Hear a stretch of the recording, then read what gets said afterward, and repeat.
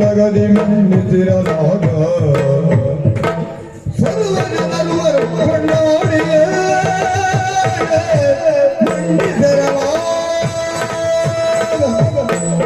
ಪವಿತ್ರವಾದಂತಹ ಈ ಚಂದ್ರವಂಶದಲ್ಲಿ ಆವಿರ್ಭಾವಕ್ಕೆ ಬಂದವ ಈ ಸಹಸ್ರಾನಿಕ ಉತ್ತಮವಾದಂತಹ ವಂಶದಲ್ಲಿ ಜನಿಸುವುದಕ್ಕೂ ಪೂರ್ವ ಜನ್ಮದ ಸುಕೃತ ಫಲ ಬೇಕೇ ಬೇಕು.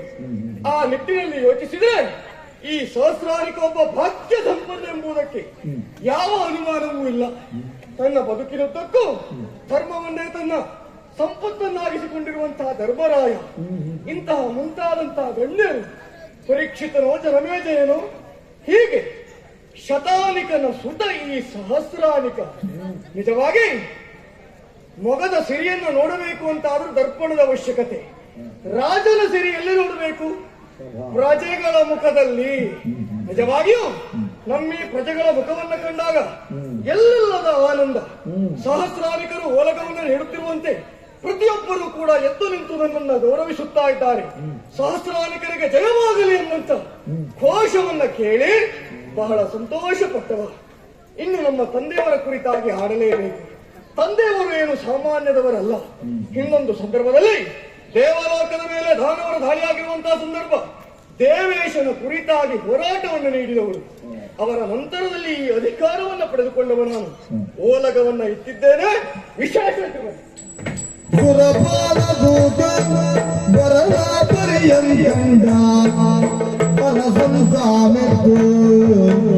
ಪರುಷದಿಂ ಸತ್ಕರಿದು ದಾತಗೆ ಕೈ ಮುಗಿದು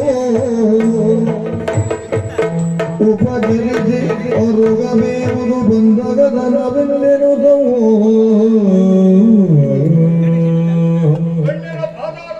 ಬದಲಾಗಿ ವಂದಿಸಿಕೊಳ್ಳುತ್ತಾ ಇದ್ದೇನೆ. ಶುಭವಾಗಲಿ. ಪ್ರತಿ ನಮಸ್ಕಾರಗಳು ನಿಮಗೆ. ಅವನಿನಿಂದ ಭೂಮಿಯಂತ ಇಳಿದು ಬಂದವರು ನಿಮ್ಮ ತೇಜಸ್ಸನ್ನ ಕಂಡಾಗಲೇ ಅರ್ಥವಿಸಿಕೊಂಡೆ. ಏನು ಸಾಮಾನ್ಯದವರಲ್ಲ ನೀವು, ಅಸಾಮಾನ್ಯರು ಎಂಬ ಹಾಗೆ. ನೀವು ದೇವಲೋಕದ ದೂತರಾಗಿರುವ ಮಹತ್ತಲಿಯವರಲ್ಲ. ಖಂಡಿತವಾಗಿ ಹೌದು ಸ್ವಾಮಿ. ಆಶ್ಚರ್ಯ ನನಗೆ. ಏನು? ನಿಮ್ಮ ಬರೋಣವೇ ಆಶ್ಚರ್ಯ. ಯಾಕೆ? ಕಾರಣ ಮತ್ತೇನು ಅಲ್ಲ, ಬಹಳ ಮೇಲಿನವರು. ಹೌದು. ಇಷ್ಟು ಕೆಳಗಿಳಿದ್ರೆ ಯಾರಿಗೂ ತಾನೇ ಆಶ್ಚರ್ಯ ಆಗ್ಲಿಕ್ಕಿಲ್ಲ ಹೇಳಿ. ಸರಿ. ಬಂದಂತಹ ನಿಮ್ಮನ್ನ ಯಥಾವತಿಯಾಗಿ ಸಂಸ್ಕರಿಸಿದ್ದೇನೆ. ಕುಳಿತುಕೊಳ್ಳುವುದಕ್ಕೆ ಆಸನವನ್ನು ಇಟ್ಟಿದ್ದೇನೆ. ನಿಮಗೆ ಬೇಕು ಅಂತಲ್ಲ, ಆದ್ರೆ ಕೇಳುವುದು ನಮ್ಮ ಶಿಷ್ಟಾಚಾರ ಎಂಬ ನೆಲೆಯಲ್ಲಿ. ಖಂಡಿತವಾಗಿ ಕುಡಿಯುವುದಕ್ಕೋ ತಿನ್ನುವುದಕ್ಕೋ ಏನಾದ್ರೂ ಬೇಕು ಅಂತಾದ್ರೆ ಯಾವ ದಾಕ್ಷಿಣ್ಯವನ್ನು ಇರಿಸಿಕೊಳ್ಳದೆ ಕೇಳಬೇಕು. ಮತ್ತೆ ನಿಮ್ಮಲ್ಲಿ ಒಂದು ಸಣ್ಣ ಪ್ರಶ್ನೆ. ಏನು? ನೀವು ಇಲ್ಲಿಗೆ ಬಂದಾಗ ನನ್ನ ಕುತೂಹಲ ಅಧಿಕವಾದದ್ದು. ಹಾಗಾಗಿ ನಿಮ್ಮಲ್ಲಿ ಕೇಳುವುದು ಏನು? ಏನಾದರೂ ವಿಶೇಷ ವಾರ್ತೆಯಿಂದ ತಂದವರ? ದೇವಲೋಕದಲ್ಲಿ ಏನು ವಿಶೇಷ ಅರ್ಹುತ್ತೀರಾ ಸ್ವಾಮಿ? ಧರಣಿ ಪಾಲಕಲಾವಿದು ಇರುವರೇ ಅವಧರಿಸೋ ಇರುವರೈ ಅವಧರಿಸೋ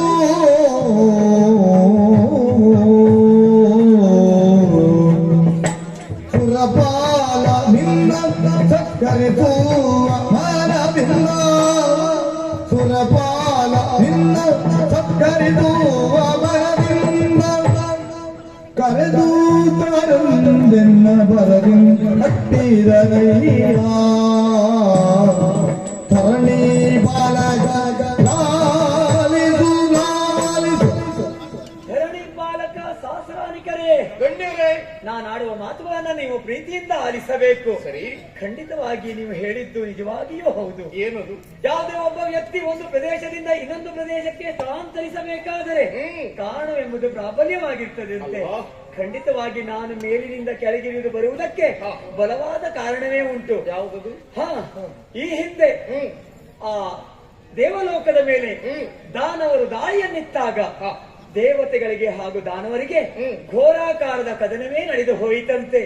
ಆ ಸಂದರ್ಭದಲ್ಲಿ ನಿಮ್ಮ ತಂದೆಯವರಾದಂತಹ ಶತಾನಿಕರು ಅಂದರೆ ಆ ದೇವತೆಗಳ ಪರವಾಗಿ ಆ ದುರುಳರ ವಿರುದ್ಧ ಹೋರಾಟ ಮಾಡಿದ್ರಂತೆ. ಆ ದುರುಳರನ್ನ ವಧಿಸಿದರಂತೆ. ಈ ಸಂತೋಷದ ಸಂಭ್ರಮದಲ್ಲಿ ದೇವತೆಗಳು ನಿಮ್ಮ ತಂದೆಯವರಿಗೆ ಏನಾದ್ರೂ ಉಡುಗೊರೆಯನ್ನ ಕೊಡಬೇಕು ಅಂದರೆ ಉಪಕಾರಕ್ಕೆ ಪ್ರತಿ ಉಪಕಾರವಾಗಿ. ಆದರೆ ಕೆಲವು ದಿನಗಳ ನಂತರ ನಿಮ್ಮ ತಂದೆಯವರು ಅಸೂನಿಗಿದರು. ಏನು ಮಾಡೋಣ, ಕಾಲದ ಆಟದ ಮುಂದೆ ಯಾರ ಆಟವು ನಡೆಯುವುದಿಲ್ವಲ್ಲ ಅಲ್ವಾ? ಹಾಗಿರುವಾಗ ಆದರೆ ಅವರಿಗೆ ಕೊಡಬೇಕಾದಂತಹ ಸನ್ಮಾನವನ್ನ ಈಗ ಅವರಿಗೆ ಕೊಡಲಾಗುವುದಿಲ್ಲ. ಅವರ ಪುತ್ರರಾದಂತಹ ನಿಮಗೆ ಆ ವಿಶೇಷವಾದಂತಹ ಉಡುಗೊರೆಯನ್ನ ಸನ್ಮಾನವನ್ನ ಇಟ್ಟಿದ್ದಾರೆ. ಅದಕ್ಕಾಗಿ ನಮ್ಮ ದೇವತೆಗಳೆಲ್ಲರೂ ಹೇಳಿದ್ದಾರೆ, ನಿಮ್ಮನ್ನ ಕರೆದುಕೊಂಡು ಬರುವಂತೆ ಆಜ್ಞಾಪಿಸಿದ್ದಾರೆ. ಇದಕ್ಕೆ ನಿಮ್ಮ ಅಭಿಪ್ರಾಯ ಏನೆಂದು ತಿಳಿಸಿ.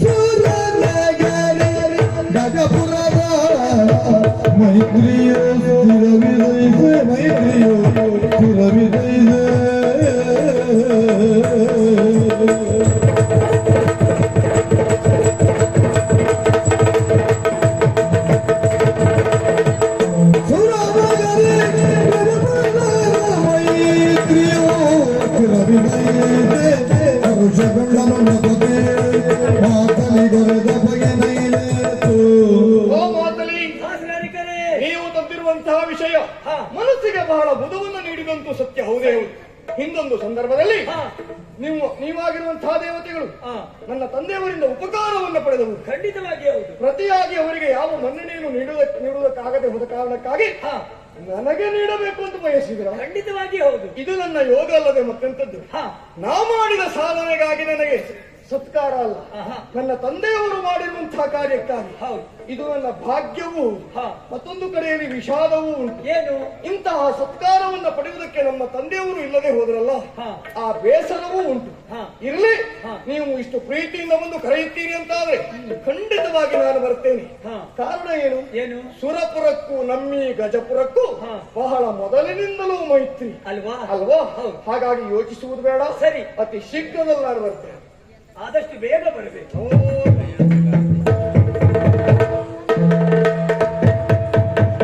ಅಂತೂ ನಮಗೊಂದು ಸತ್ಕಾರ ಪಡೆಯುವಂತಹ ಸಂದರ್ಭ ಸನ್ನಿಹಿತವಾಯಿತು. ಮಾತಲ್ಲಿಯೇ ಬಂದು ತಿಳಿಸಿದ್ದಾನೆ. ಪಡೆಯಬೇಕೋ ಬೇಡವೋ ನೋಡೋಣ.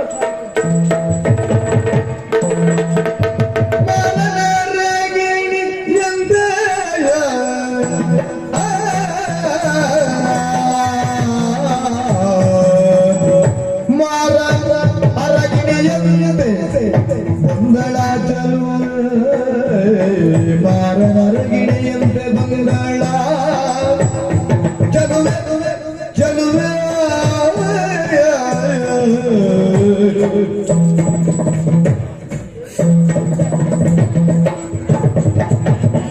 ನಾನೇ ಮೃಗಾವತಿಯ ಸೊಬಗಿನ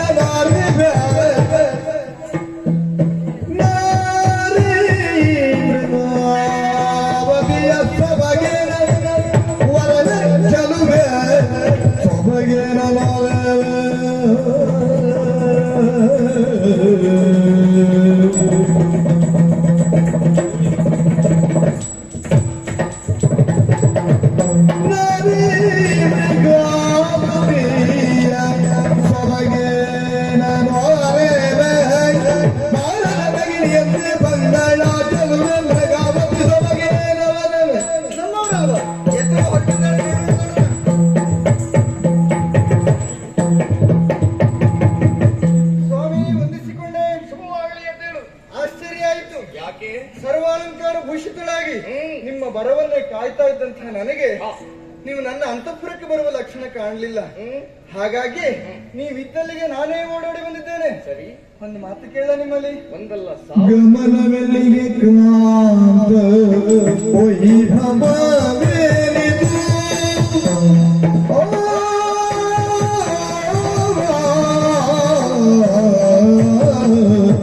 ಗಮನವೆಲ್ಲಿಗೆ ಗಮನವಿಲ್ಲಿಗೆ ವೈಭವವೇ ಗಮನ ಗಮನ ಗಮನ ಎಲ್ಲಿಗೆ ವೈಭವವೇನು ವೈಭವವೇನು ವೈಭವವೇನು ಸುಮನ ದೂತ ಬಂದು ಇಲ್ಲಿಗೆ ಸುಮನದ ದೂತ ಬಂದು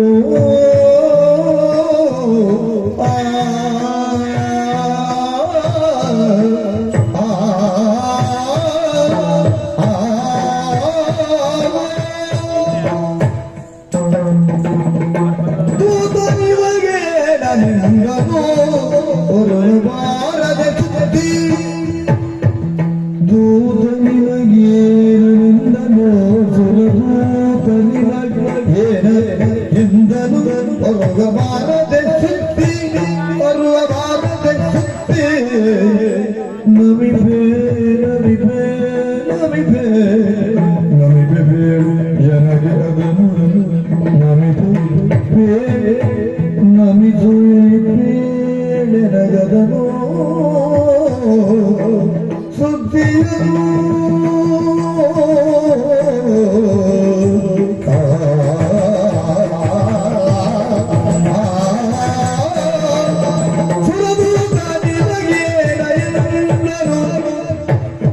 ಅರುವ ಭಾರತೆ ಅರುವ ಭಾರತೆ ಬೆಳನಗೆ ಇಂದು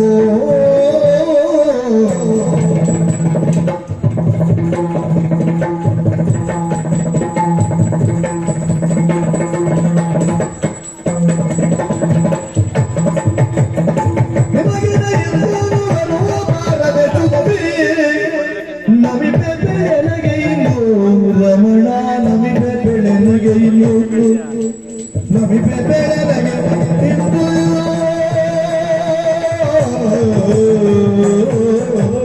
ಗಮನವೆಲ್ಲಿಗೆ ಪ್ರಗಾವತಿ ಎತ್ತಲು ಹೊರಟವರು ನೀವೆನ್ನುವುದು ಸ್ಪಷ್ಟವಾಗಿ ಅರ್ಥ ಆಯಿತು. ಅದರಲ್ಲಿ ವಿಶೇಷವಾದದ್ದು ಯಾವುದು? ದೇವಲೋಕದಿಂದ ಒಬ್ಬ ದೂತ ಬಂದ. ಇದನ್ನು ನಾನು ಅರ್ಥೈಸಿಕೊಂಡೆ. ಅವರಲ್ಲಿ ಏನನ್ನು ಮಾತಾಡಿದರೆ ನೀವು? ಮಾತು ಯಾವುದು ಇದು ಗೊತ್ತಾಗಲಿಲ್ಲ.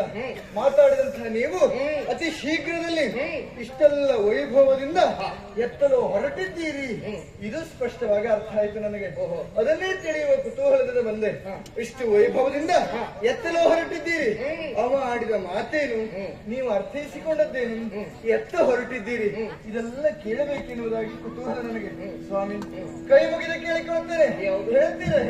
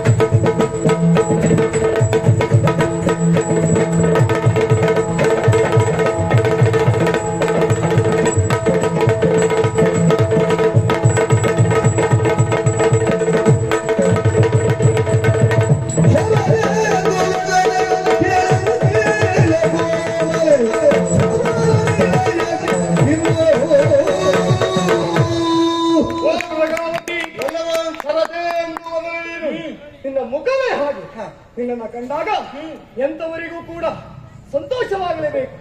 ಅದರಲ್ಲಿ ನಿನ್ನ ಗಂಡನಾದಂತ ನನಗೆ ಆ ಸಂತೋಷ ಇಮ್ಮಡಿಯಾಗುವುದಿಲ್ಲವೇ?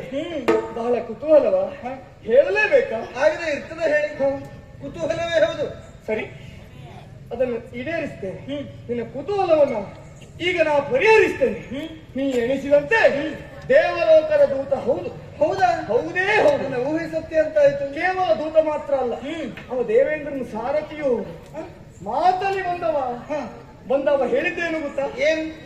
ಈಗ ನಾನು ಮೊದಲಿದ್ದಾಗಿಲ್ಲ, ಮತ್ತೆ ನಾ ಬಹಳ ಎತ್ತರಕ್ಕೆ ಹೋಗಿದ್ದೇನೆ ಅಂತ ಅವು ಬಂದ್ಮೇಲೆ ಗೊತ್ತಾಗುತ್ತೆ. ಅಲ್ಲ, ಕೆಲವೊಮ್ಮೆ ಹಾಗೆ ಒಂದು ವೇಳೆ ಹಾಗೆ ಆಗುವುದೇ ಒಳ್ಳೇದು. ನಾವು ಮೇಲೆ ಬರ್ತಾ ಇದ್ದೇವೆ ನಮ್ಗೆ ಅರ್ಥ ಆಯ್ತಾ, ಅಲ್ಲಿಗೆ ಮೇಲೆ ಬರುವುದು ನಿಂತೋಗುತ್ತದಂತೆ ಅಲ್ವಾ? ಹೌದು. ಅದು ಗೊತ್ತಾಗದಿದ್ರೆ ಬಹಳ ಒಳ್ಳೆಯದು. ಹೌದು. ಆದ್ರೆ ಒಂದಂತೂ ಸ್ಪಷ್ಟವಾಯ್ತು. ಏನು? ನಾವು ದಿನೇ ದಿನೇ ಹೀಗೆ ಎತ್ತರಕ್ಕೆ ಬರ್ತಾ ಇದ್ದೇವೆ. ಕಾರಣ ಏನು? ಏನು? ಒಂದು ದೇವರ ಅನುಗ್ರಹ, ಮತ್ತೆ ನಮ್ಮವರೇ ಆದಂತ ಇವರೆಲ್ಲರ ಆಶೀರ್ವಾದದಿಂದಲೇ ನಾವು ಮೇಲೆ ಬರ್ತಾ ಇದ್ದೇವೆ.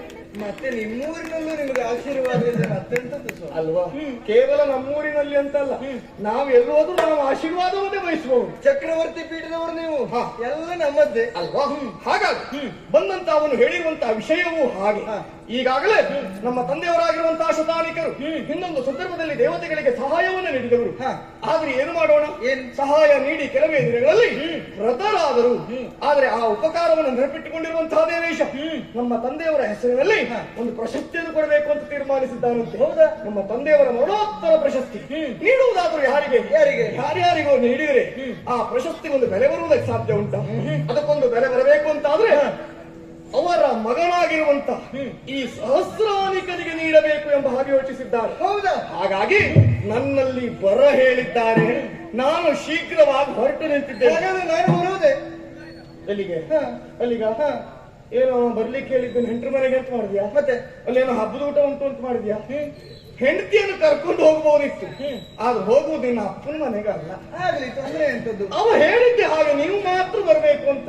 ಮತ್ತೆ ಶರೀರಿಯಾಗಿ ಸ್ವರ್ಗಾರೋಹಣವನ್ನು ಮಾಡುವುದಕ್ಕೆ ಎಲ್ಲರಿಂದೂ ಸಾಧ್ಯ ಇಲ್ಲ. ಅದಕ್ಕಷ್ಟು ಉತ್ತಮವಾದಂತ ತರಬೇತಿ ಎಲ್ಲ ಬೇಕಾಗುತ್ತದೆ. ಅದನ್ನು ಪಡೆದುಕೊಂಡವರು ನಾವು. ಹಾಗ ನೀ ಬೇಸರ ಮಾಡಬೇಡ. ಅಲ್ಲ, ನಿಮ್ಮನ್ನು ಕೈ ಮುಗಿದು ಕೇಳಿಕೊಳ್ಳೋದು ಒಂದೇ ಮಾತು. ಬೇಡವೇ ಪ್ರಾಣ